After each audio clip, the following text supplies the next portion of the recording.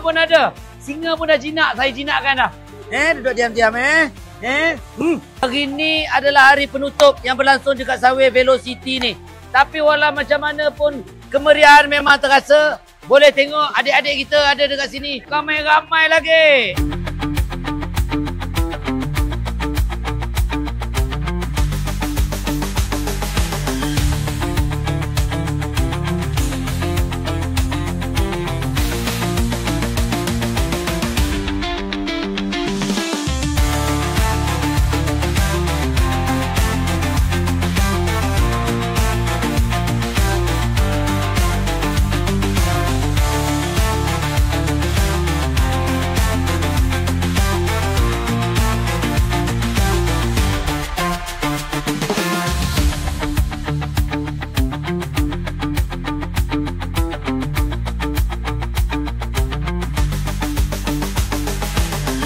Hai semua, sekarang An berada di Sunway Velocity BMS 2025.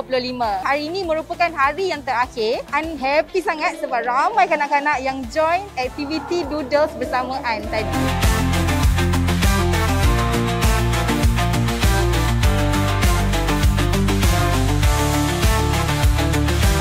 Terima kasih kepada semua pengunjung yang sporting datang ke Sunway Velocity Mall. Kami sangat menghargai. Saya lihat ramai ibu bapa telah memahami kepentingan menabung.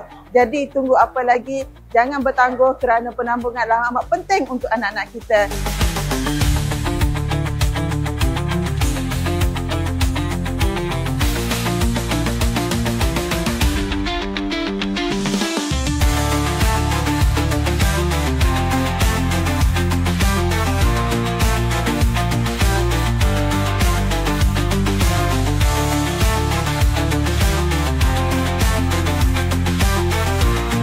Di BMS 2026.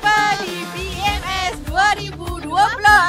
Jumpa kami di BMS 2026. Jumpa di BMS 2026. Jangan lupa untuk bersama di bulan menabung simpan SSPN 2026.